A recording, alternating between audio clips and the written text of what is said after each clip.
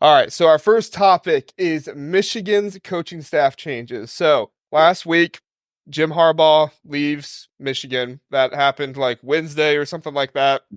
It would literally looked like it was happening so much that we just went ahead and made our topic Jim Harbaugh has left. That's I knew. I was like, I'm gonna make this video, and literally next day he's gonna leave. So we just went ahead and did that. Well, then later that week, right before the weekend, Shon Moore accepts the job. News comes out: Jesse Minter is leaving. Jay Harbaugh is leaving. And then the Monday morning news that kind of riled people up, rattled some feathers, is that Ben Herbert, the strength and conditioning coach, is also leaving to go to the Chargers with Jim Harbaugh. Now, there's been a lot of speculation. Whose fault is this? Is it, Jim Harbaugh's fault? Is this Ward Manuel's fault? Is Ben Herbert just have a dream to do strength and conditioning in the NFL? Who knows? Is it nobody's fault? And it's just kind of what happens. Who knows? If the guys want to speculate on whose fault it is, we can do that. I don't really think any of us have inside info on that, so I don't know how valuable it is. But I do want to start off with this question. Out of those coaches who have left, and if there is another coach you believe might leave, who do you think would be the most impactful or has been the most impactful loss for Michigan so far? Justin, why don't you start us off? Well, it depends on which angle you look at it because, Jim Harbaugh, of course, leaving was expected, right? Probably by staff, players alike. Losing, oh my God, why am I drawing a blank? Minter was pretty much a done deal. Like that almost seemed like a package deal when Harbaugh was gone, that Minter would be gone as well.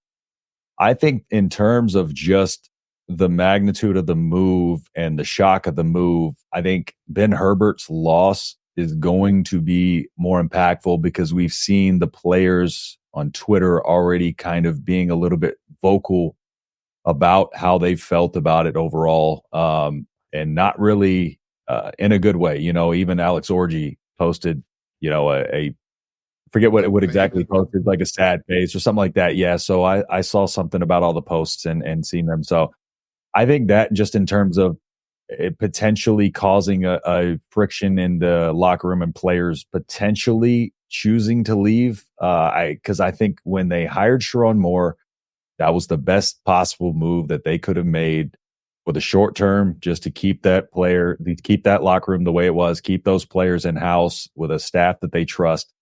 So it'll be curious to see if they can land somebody in there that can help them keep some of these guys. But it'll be interesting to see how this plays out because it seemed like he was very, very well liked within that locker room with those players and staff. So yeah, just in that regard, but it's got to be, overall, it's got to be Harbaugh is the biggest loss, of course.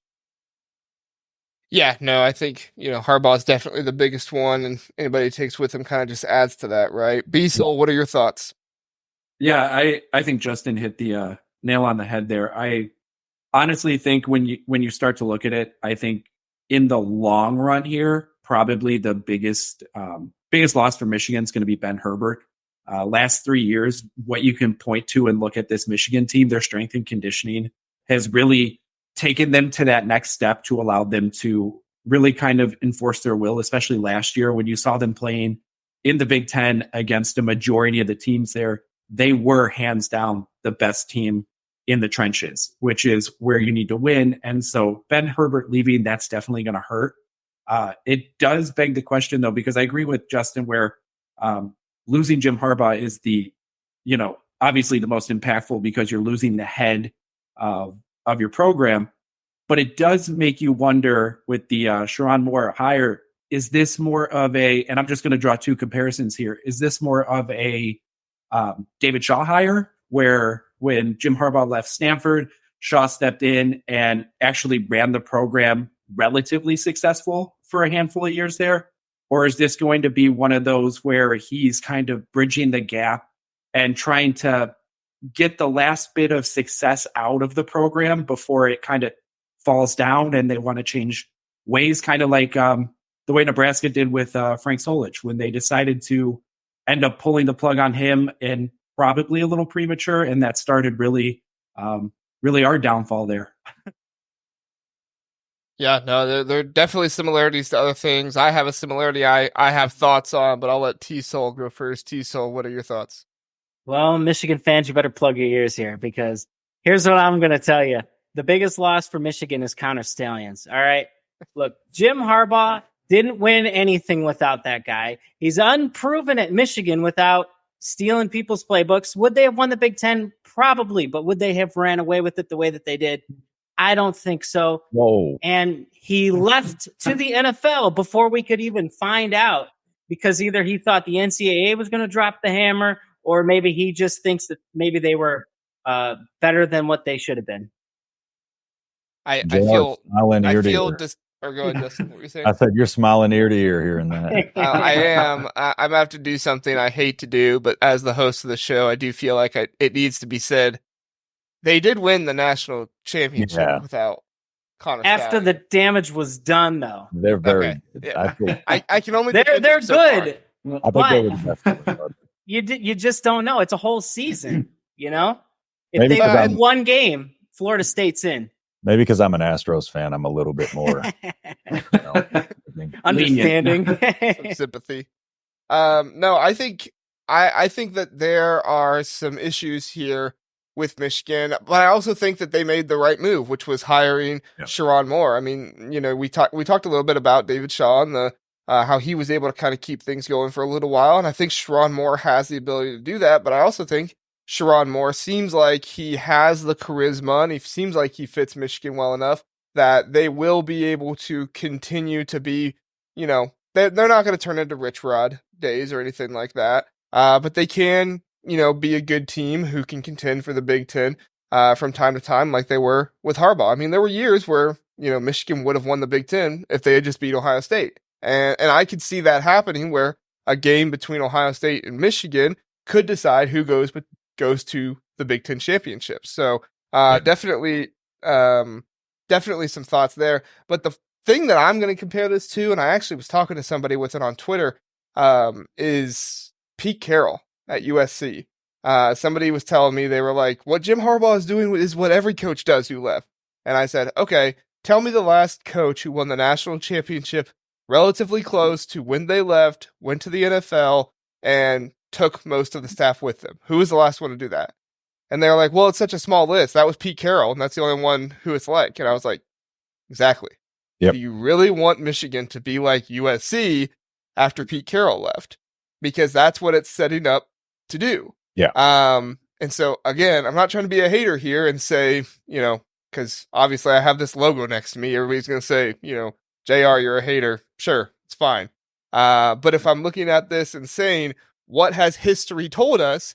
It's that this is not going to go well. Now it could still go well. I'll give Shon Moore his props. But it certainly could not go well. And the other piece of that is a part of it now that wasn't back then with Pete Carroll is that players can leave. And so B-Soul, my question to you is, we've seen one player leave, right? We saw the Reese Atterbury today leave for the transfer portal.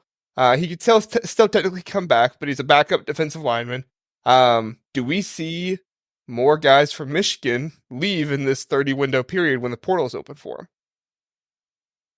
I think we absolutely do. I think, and I'm trying to think of the right way here. I think with the coaching staff still kind of being ironed out right now, this Michigan team, they might be waiting to see where the chips fall and where they lay. Maybe I'm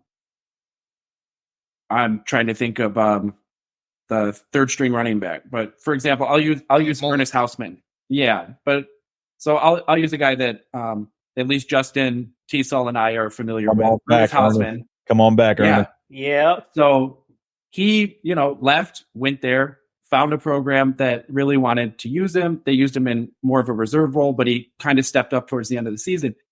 Is there somebody on that staff that he was connected with who is now no longer going to be there with Shon Moore? And that's going to lead to him deciding to leave. And I don't think those chips are going to fall until closer to that 30-day window ending, that most of the players are going to have these conversations between their family, between Shon Moore, and then also between the coaches who were their lifeline to the program.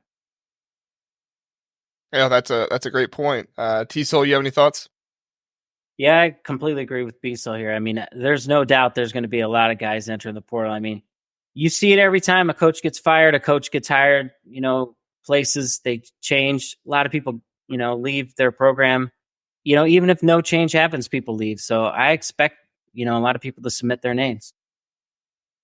Justin, is there any way Michigan could end up like Arizona, where some of their best players did stay? I'm thinking of the Fafita quarterback and the wide receiver. I can't remember what his name was, but they stayed even through the Jed Fish coaching change. Is there any possible way we see all of Johnson, Loveland, Graham, Mason, all of them stay? Yeah, I think it's going to be a little bit of a more of a middle of the road type of deal, because one of the biggest things that we pointed to when Shon Moore was hired was the fact that it was going to be the short-term best move in terms of retaining a lot of the talent they had. I think Shon Moore has built enough relationships there that he is going to retain a good majority of those players. I do think there are going to be departures. I think the Ben Herbert news actually may springboard a couple of those as well. Maybe a couple of the players that were holding out, to see if, not only Harbaugh was going to leave, but if Mentor left. There's a lot of different things here, but I think overall damage control wise, this was the best move they could have made to retain their talent. I still hold firm in that. And to your point about the USC thing too, just to counter that a little bit too, it's also like, if it happened 10 times, 9 out of 10, but happened one time doesn't necessarily mean it's going to happen again. And so I think it's going to be somewhere in the middle of those things. I don't think it's going to be as extreme as we would normally see with the coaching change, but in the modern world of the transfer portal, NIL, we're going to see some flux. We're probably going to see a couple of the high-level guys go. But I don't think it's going to be that bad. We also see Shon Moore over the course of this season, the passion that he has for that university, the love that he has for these players, the emotion that he shows. I don't think it could be understated how big and important that is to those players to see the authenticity of that coach and know that he actually genuinely cares about them. I do think that's going to go a long way. So I think there's a lot of factors into that, but they are going to, they're going to lose some guys, just the nature of the beast, but I don't think it'll be too terribly bad in comparison to other things we've seen. Washington, they're going through it badly. So. Yeah, I think so too. A lot of what you said, I agree with. I wonder how much these players are waiting until, they see what kind of sanctions come down, right? Yeah. Because,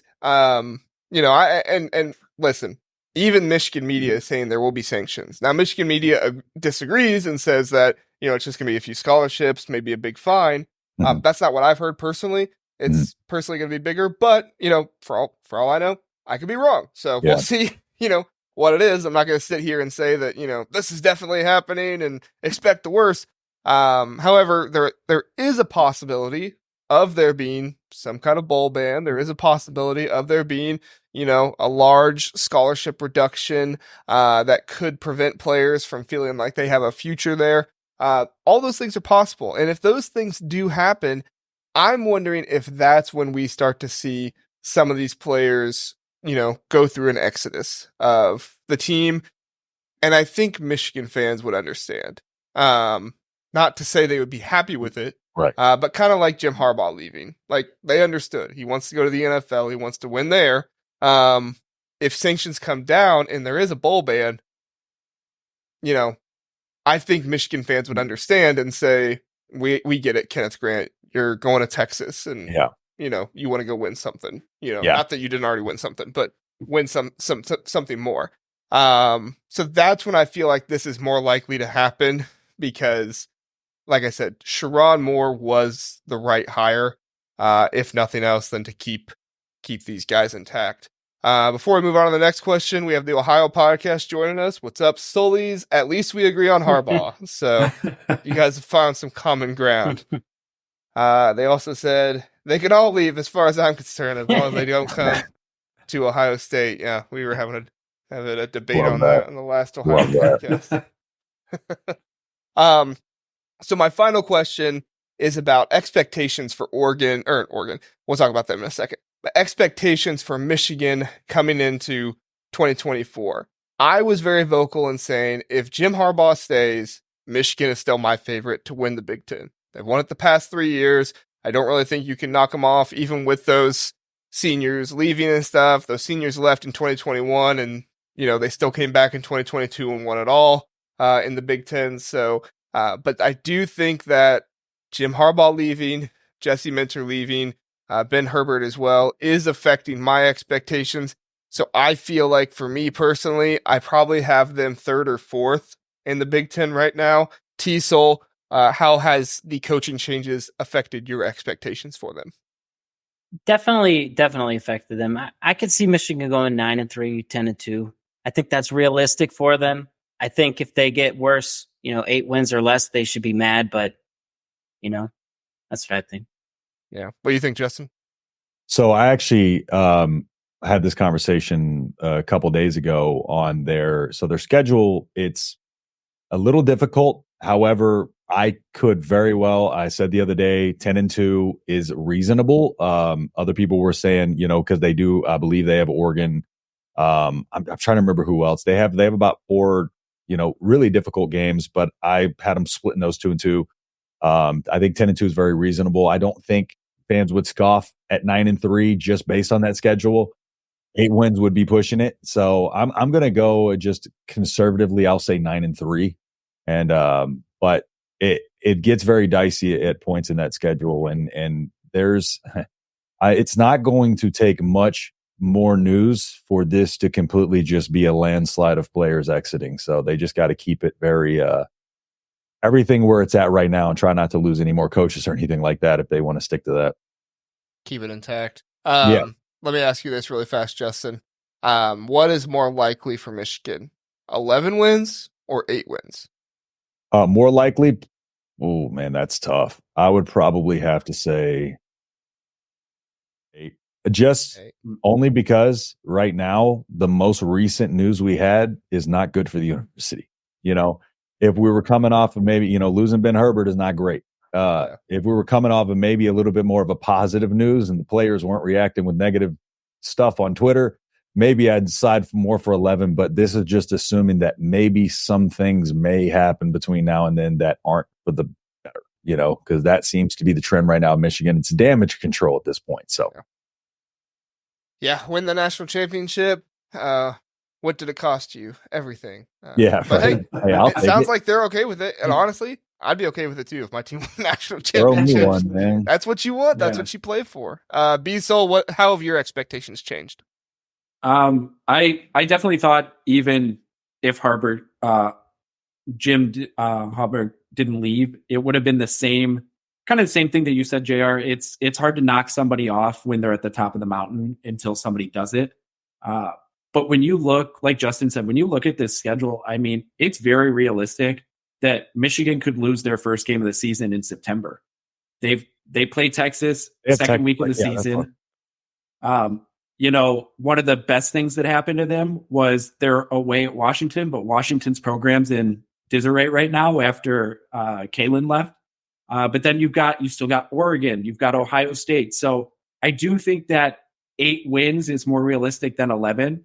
Like Justin said, but I do think that 9-3 is kind of that sweet spot for them. There's still a lot of games that even if Michigan loses a handful of talent, are we talking talent that hasn't really stepped up yet? That are we talking guys that are, sophomores and freshmen that aren't necessarily playing, they're playing more reserve roles, that the seniors will still, as long as they're not banned from bowl games this coming year, are the seniors going to stick it out for one more year and see, what they can do? Do they still have an opportunity to, become some of the most winningest players in Michigan history? Yeah, no, I think that makes sense. And I think, we could totally see ourselves in a situation just because of how difficult the schedule is. I'm not saying that Michigan will be bad next year by any means, but just based off how the schedule is, I could totally see an 8-3 team, or what would that be? 8-4 team, 8-3, something like that. An 8-3 team going in facing Ohio State last game of the season, and those players just basically saying, this is all our season means right now. Beating this team, Yes, there will only be 9 wins, but guess what? In Shon Moore's first year as head coach, if we get him a second win over Ohio State, that's what the season can be defined by. Yeah. And it'll be okay. Do you mind if I add something to that? Yeah, go ahead. Let's think about it this way. Listen to that schedule. What's more likely? Is it more likely they're going to only lose to one of those more difficult teams, or is it more likely there's a chance that they may just have a couple hiccups on some tough road games and drop to 8 wins? Because at the end of the day, 10-2, it's only one more win to 11. It's a couple more losses to 8. However, if you look at it like that, I think it's just the odds are really stacked against them that with this tough of a schedule, that they're going to be able to go in there and beat all but one of those teams. That would be a Shon Moore better immediately get an extension if he's able to come out. So, and Justin, kind of looking at that too. And I'll leave it after this, JR. But when you look at their first 4 games, I mean, and everybody loves opening up against a couple teams that. Even though Fresno State's no slouch there, you like opening against the weaker opponents. Yeah. But they go from Fresno State to Texas to Arkansas State to USC. And as much as USC had a down year last year, they're still a pretty good team with a decent amount of talent there. That is it realistic that Michigan opens up the season 2-2 and they have all of a sudden, okay, we have Minnesota coming to town. This is our get right, and we need to play for the rest of the season come week 5. Yep. Now, B-So, what's more likely here? Michigan getting 8 wins or less, or USC missing a bowl game? Have you taken a look at USC's schedule this year? Because it's ridiculous. I mean, I would say Michigan, or I would say USC missing a bowl game is probably more realistic, just because, the teams coming to a new conference, they're going to have to learn how to win in the cold and in the winter of the Midwest. So it wouldn't surprise me if USC has more hiccups than Michigan does. And I got to tell you, it feels nice to finally see a team who got a worse schedule than Nebraska. It finally happened. Because USC, they don't give them back-to-back home games. The only back-to-back home games is before the Big Ten schedule opens. And then their AD went added on and scheduled Notre Dame and LSU. Yeah. Like, what is that guy doing? Yeah. Not setting them up for success, that's for sure. No. Well, and I think some of this, ADs were scheduling stuff and they didn't realize what the Big Ten expansion. These are scheduled way so far in advance. Right.